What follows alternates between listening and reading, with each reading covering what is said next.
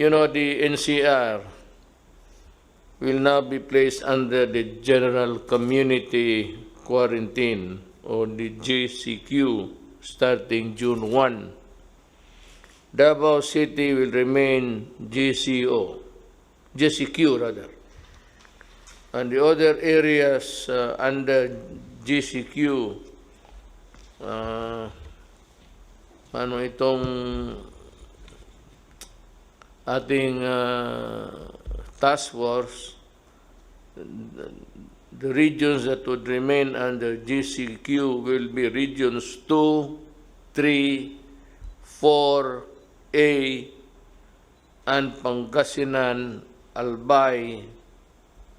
Yan sila until we have reviewed the general situation.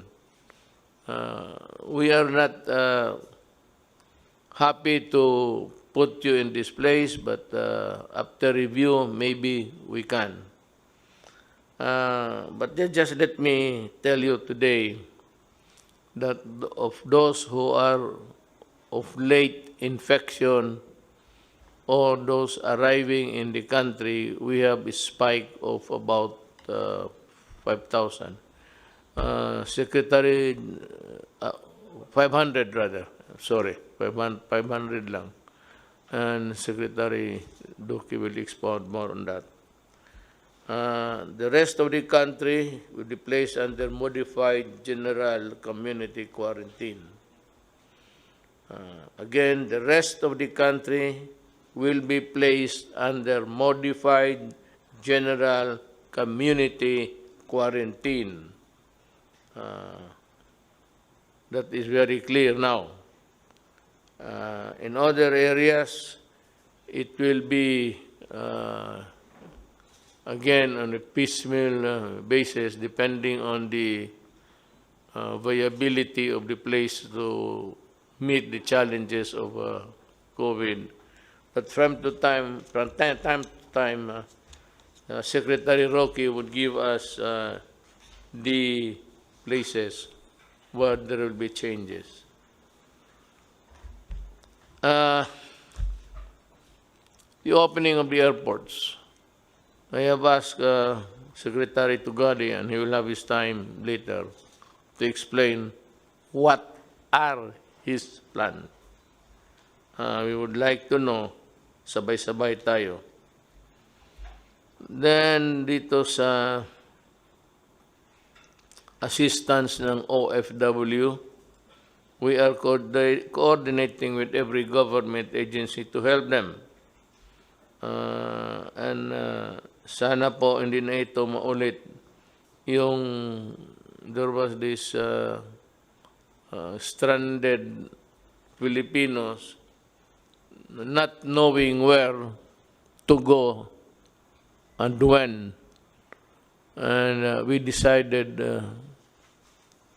immediately that they be returned to their home provinces. Nangyari po ito, halos sa kanila nakauwi na. But we are expecting the 300,000 something that Secretary Bellew has communicated to us. And that would be also a problem again. But this time, we should know what to do. It's a matter of calibrating every arrival and maybe sending immediately, if possible, the overseas workers coming in first. Unless, of course, they are detained because of they are sick of COVID. I mean, sick, talagang kailangan ng ospital.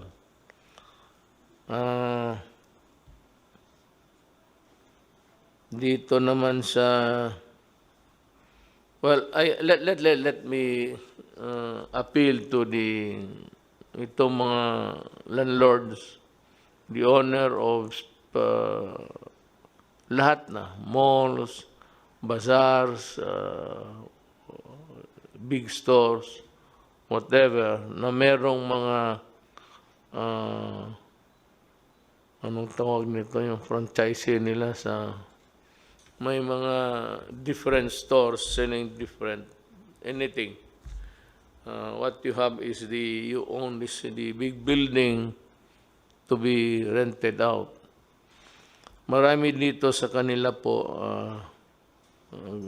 gusto ninyo na magbayad ng 50% even if they are not operating. Actually, I am at a loss really to explain to you how.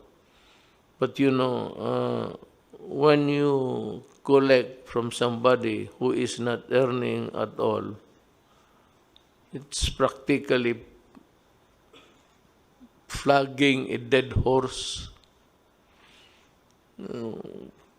Kung patay na yung kabayo, basi gaano mo kahampas dyan, di na mabubuhay yan. And that is what's happening. If they are not earning, where will they get the 50% to pay? If not the 100% that you'd want to collect. So, it seems to me a problem, but I would like to appeal to the owners of the buildings, of the malls and everything. Ganito na lang, just pray everybody has a God. Just pray that the vaccine, ang target nila is September. September, I think China will be able to distribute, if I'm not mistaken, and the other countries are catching up. Everybody is at it, so they are really trying their very best. Kaya lang, itong China, hindi ito hambog, wala itong ere, but they you know, they work, and I'm very sure that they will be the first one of the countries that would be able to come up with the vaccine. Ang atin ito is yung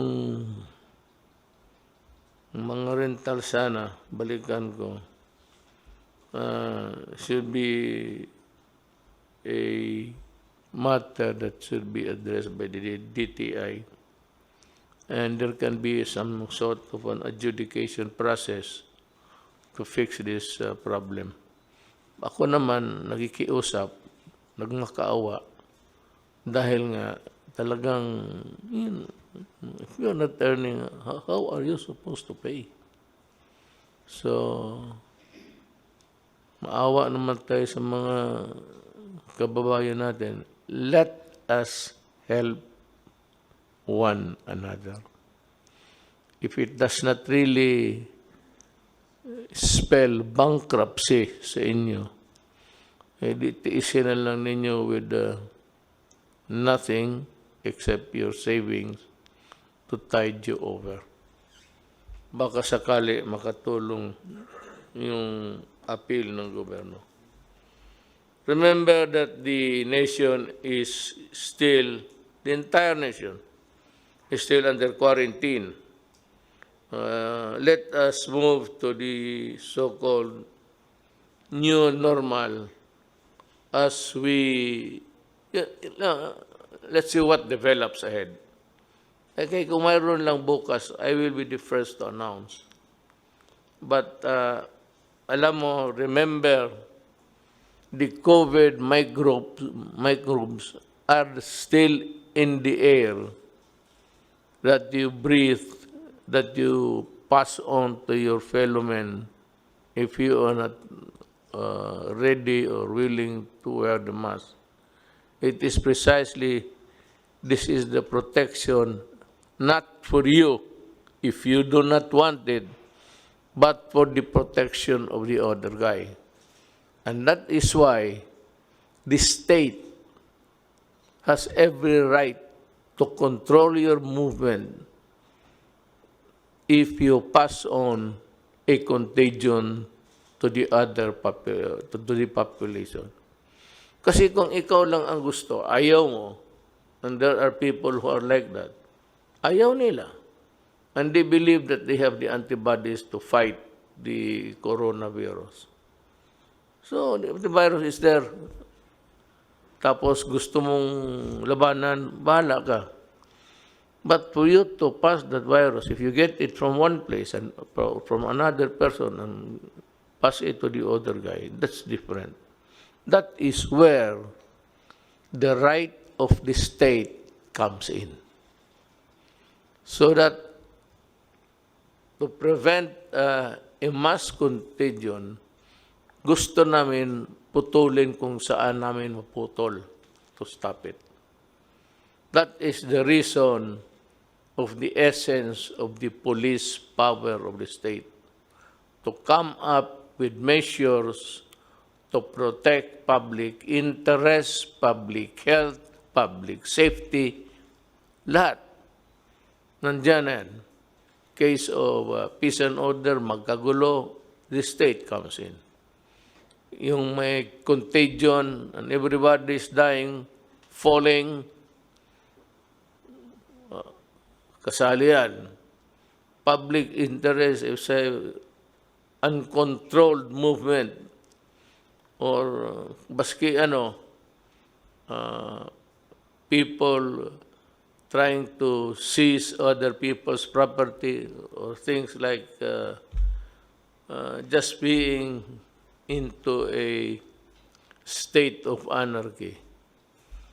The state has the right to come in and put a stop on it. That is the survival of the Republic of the Philippines. This is a country of Filipinos who obey the laws. If you do not obey the law, that's your problem. Bahala ka. Good kung makasibat ka. Kung hindi ka makasibat, ay pasensya ka. And that goes for everybody. That should be made clear. Hindi kasi ng tao na they take for granted violating the law.